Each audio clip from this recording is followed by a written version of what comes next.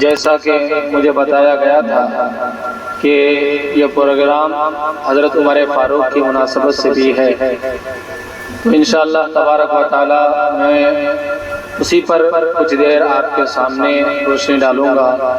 دعا ہے کہ اللہ رب العزت مجھے حق کہنے اور آپ تمامی حضرات کو حق سننے اور اس پر ہم سب کو عمل کرنے کی توفیق عطا فرمائے۔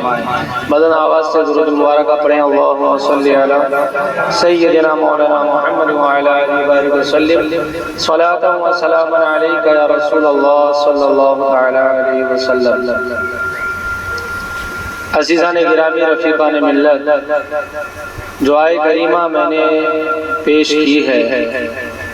اللہ رب العزت قرآن مقدس میں ارشاد فرماتا ہے محمد رسول اللہ، محمد صلی اللہ علیہ وسلم اللہ کے رسول ہیں۔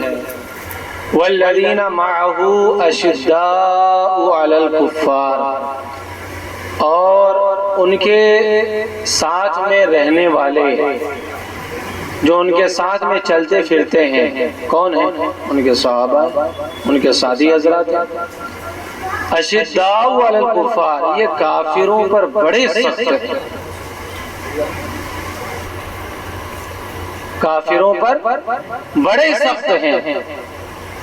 رحماء بینہم، لیکن آپس میں جب ملتے ہیں تو بڑے نرم دل ہیں،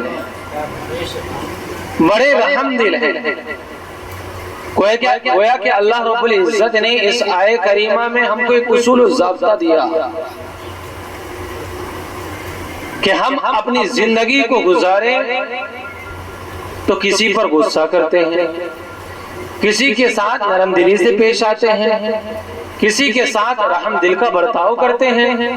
یہ ضابطہ قرآن نے ہمیں دیا کہ کس کے ساتھ غصہ کرنا ہے، کس کے ساتھ سختی سے پیش آنا ہے اور کس کے ساتھ نرم دلی سے پیش آنا ہے۔ یہ ضابطہ قرآن نے دیا۔ کیا دیا؟ کہ جب کافروں کا معاملہ ہو، کافروں کے ساتھ اٹھو بیٹھو، خدا کے دشمنوں کے ساتھ اٹھو بیٹھو اور بات ادھر ادھر کی کرنے لگے تو پھر بڑے سخت ہو جاؤ، بڑے سخت ہو جاؤ۔ اب یہاں نرم دل سے بات کرنے میں فائدہ نہیں ہے، اس لیے کہ آپ جتنا جھکیں گے دنیا اتنا جھکائے گی، اور جب آپ اپنے آپ کو طاقتور سمجھیں گے، اپنے آپ کو قوت والا سمجھیں گے تو اللہ تبارک و تعالیٰ کی تائید اور اس کی مدد حاصل ہوگی۔ یہ ضابطہ ہمیں قرآن نے دیا کہ کافروں کے ساتھ، غدار رسول کے ساتھ، غدار خدا کے ساتھ ہمیں سختی سے پیش آنا ہے، اور وفادار رسول کے ساتھ وفاداری سے پیش آنا ہے، نرم دلی سے پیش آنا ہے۔ عزیزان گرامی، رفیقان ملت، یہ صحابہ کرام کے درمیان یہ باتیں تھیں۔ حضرت عمر کو کون نہیں جانتا؟ حضرت عمر رضی اللہ تبارک و تعالی عنہ، جن کے نبی پاک صلی اللہ تعالی علیہ وسلم نے اللہ سے مانگ کر کے لیا تھا، یا اللہ چاہے تو اسلام عمر ابن خطاب کو عطا فرما، یا ابو جہل ابن ہشام کو عطا فرما، اور ان کے ذریعہ اسلام کو قوت عطا فرما۔ عزیزان گرامی، رفیقان ملت، اب حضرت عمر خود بیان کرتے ہیں، تاریخ الخلفاء میں یہ بات موجود ہے۔ ویسے حضرت عمر کے اسلام لانے کا واقعہ جو ہے وہ مشہور ہے، لیکن ایک بات یہ بھی ہے، یہ بھی ایک قول نقل کرتے ہیں۔ کیا ہے کہ ابھی اسلام نہیں لائے، نبی اکرم صلی اللہ تعالی علیہ وسلم خانہ کعبہ کے اندر چھپ چھپ کے نماز پڑھ رہے ہیں۔ رات میں سوئے، ان کی ہمشیرہ کو درد زے ہوا، پیٹ کا درد جو حمل میں ہوتا ہے نا عورتوں کو، وہ درد زے پیدا ہوا۔ اب بیوی تھی، محبت تو جاگ اٹھی، تو وہ باہر نکل کر کے آئے، وہ خانہ کعبہ کے در و دیوار کے پاس گئے۔ دیکھو، جب کسی کو چین و سکون نہیں ملتا تو جانتا ہے کہ چین و سکون کہاں ملنے والا ہے، چین و سکون کہاں ملنے والا ہے۔ اللہ کی بارگاہ میں کسی بزرگ سے پوچھا تھا کسی نے کہ اللہ واقعی موجود ہے؟ کہا ہاں اللہ واقعہ، دکھتا کیوں نہیں ہے؟ کہا دکھتا کیوں نہیں ہے؟ کہا ہر چیز دکھائی نہیں دیتی ہے۔ کہا کوئی دلیل ہی بتا دو۔ کہا مجھے یہ بتاؤ کہ اگر تم ایک سمندر پار کر رہے ہو اور اس سمندر میں تم ڈوبنے لگو تو بتاؤ اس وقت تمہاری حالت کیا ہوگی, تمہاری کیفیت کیا ہوگی, تم کون سی آواز لگا رہے ہوگے اور کس کو لگا رہے ہوگے؟ جس کو آواز لگاؤ گے وہی خدا, جس کو آواز لگاؤ گے تمہارا دل جس کی طرف جائے گا وہی خدا ہے, اور وہی خدا موجود ہے.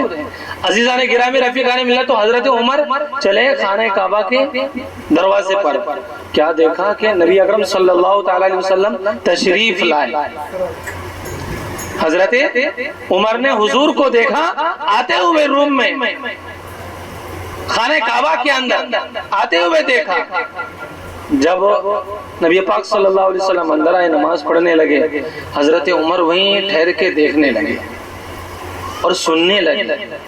اور حضور صلی اللہ تعالی علیہ وسلم کبھی کبھی رات کو تھوڑا زور سے پڑھا کرتے تھے, کبھی کبھی رات کو تھوڑا زور سے پڑھا کرتے تھے. حضرت عمر سننے لگے, کچھ کلمات حضرت عمر کے کان میں ایسے ٹکرائے کہ ان سے رہا نہیں گیا, اپنے آپ میں وہ کنٹرول نہ کر سکے. جب حضور نماز پڑھ کر کے فارغ ہو گئے تو حضور صلی اللہ علیہ وسلم چلے, حضرت عمر بھی پیچھے پیچھے چلے. حضرت عمر بھی جیسے حضور کو خبر ہوئی کہ پیچھے پیچھے آ رہا ہے, حضور نے فرمایا کون ہے پیچھے؟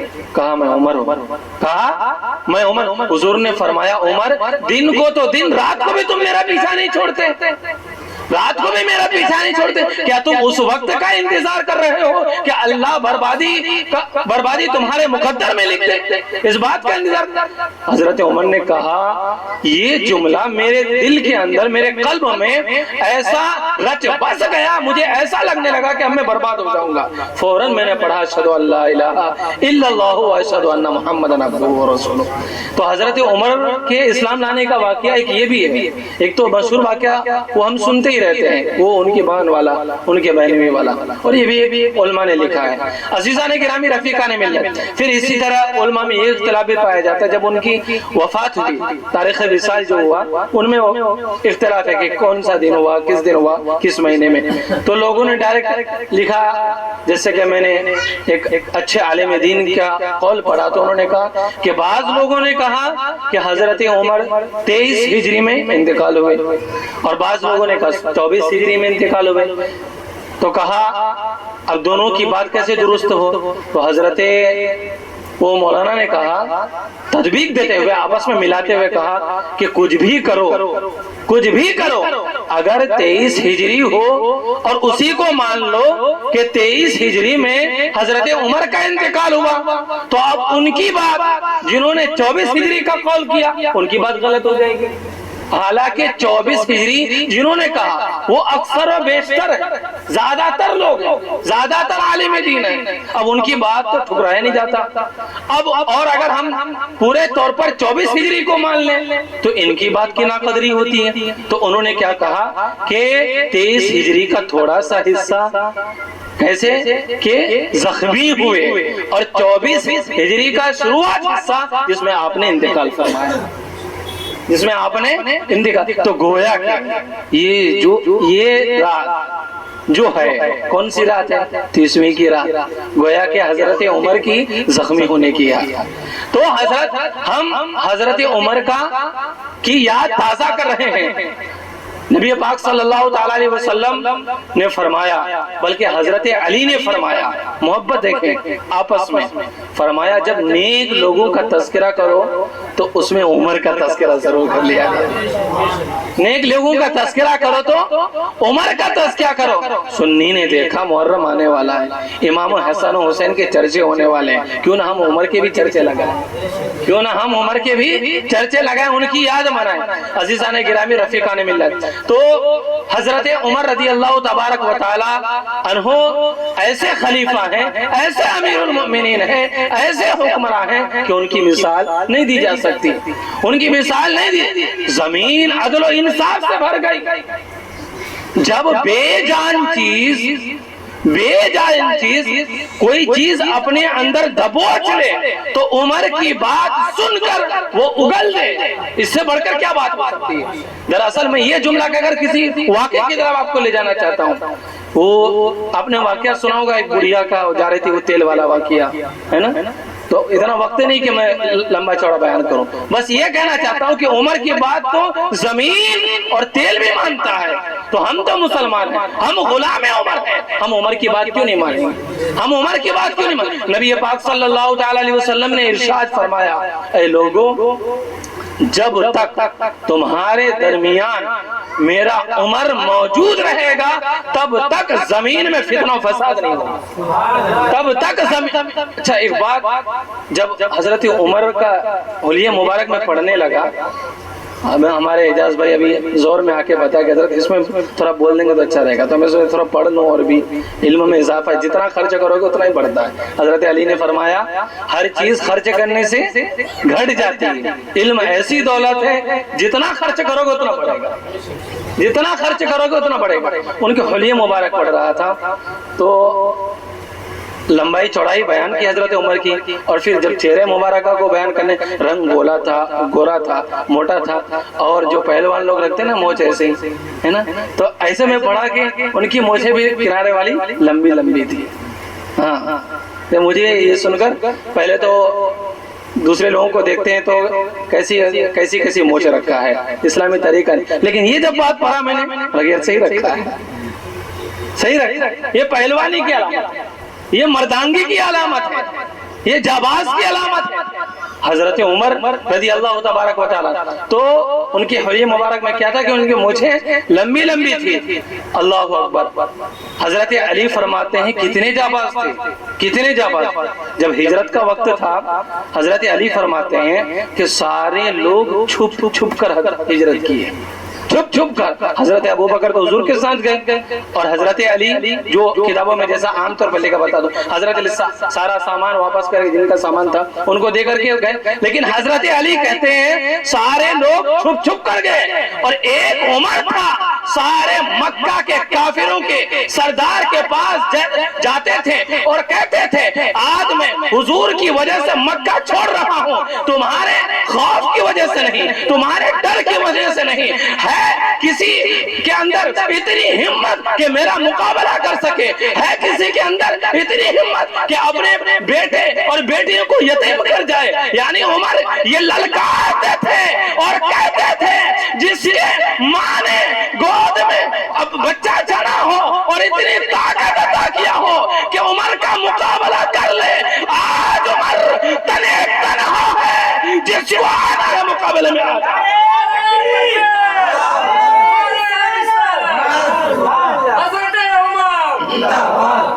جس کو آنا ہے مقابلے میں آ جائے۔ حضرت عمر رضی اللہ تبارک و تعالی عنہ کہتے ہیں کسی کے اندر ہمت نہ ہوئی، کسی کے اندر اتنے سارے تھے۔ اب یہ جب بات پڑھتا ہوں نا، پھر قرآن کی آیت مجھے یاد آنے لگتی ہے۔ اللہ تبارک و تعالیٰ نے کہا جو خاص مومن بندے ہوتے ہیں نا، وہ ایک مومن بندہ 1000 کافروں پر مارتی، وہ ایک مومن بندہ 1000 کافروں پر۔ جب میں نے عمر کو دیکھا، آیت کریمہ میرے سامنے بالکل روشن کہ ایک طرف تو کافروں کا لشکر اور ایک طرف میرا عمر، ایک طرف میرا عمر، لیکن میرے عمر کے سامنے آنے کی کسی کے اندر ہمت نہیں۔ عزیزان گرامی، رفیقان ملت، اسی عمر کے بارے میں نبی نے فرمایا میرا عمر وہ ہے جس راستے سے چل جاتا ہے شیطان اس راستے سے بھاگ جاتا ہے۔ اب جب اس کو پڑھا تو دوسری روایت سامنے آئی، کیسی؟ وہ 20 رکعت تراویح کا اجتماع کس نے کیا؟ کس نے کیا؟ حضرت عمر نے۔ اور جب ایک قاری کے پیچھے، ایک تلاوت کرنے والے کے پیچھے حضرت عمر نے سارے لوگوں کو جمع کر دیا تو فرمایا نعمت البدعۃ ہذہ، یہ کتنی اچھی بدعت ہے، یہ کتنا اچھا طریقہ ہے۔ اب جب اس کو پڑھا تو مجھے ایسا لگا وہ لوگ جو حضرت عمر سے بغض رکھتے ہیں وہ اس لیے کہ وہ شیطان کے گروپ میں سے ہیں۔ عمر کے راستے میں شیطان نہیں چلتا، دوست چلتا ہے۔ عمر کے راستے میں دوست چلتا ہے۔ عزیزان گرامی، رفیقان ملت، تو یہ عمر ہے۔ اور حضور نے ایک حدیث میں ارشاد فرمایا کہ جو میرے عمر سے بغض رکھے گا وہ مجھ سے بغض رکھے گا۔ کچھ لوگ خالی نا آل نبی اولاد علی کی باتیں سناتے ہیں، میں نے کہا ادھر بھی سناؤ ادھر بھی سناؤ، ادھر بھی سناؤ ادھر بھی سناؤ. ایک ستارے ہیں تو ایک کشتی کے ناؤ ہیں, ایک نجم ہے اور ناؤ ہے اطرت رسول اللہ کی, نجم ہے اور ناؤ ہے اطرت رسول اللہ, دونوں کو پکڑنا ہے. اور میرا عمر تو ایسا, وہ کہا نا کسی نے کہ صحابہ ستاروں کی مانند ہیں, صحابہ ستاروں, جس کی بھی پیروی کرو گے راہ پا جاؤ گے. آگے نبی نے بیان فرمایا ستاروں کی مانند ہے. کتنے ستارے, تاروں کی تعداد لاپتا, ہم کو نہیں پتا.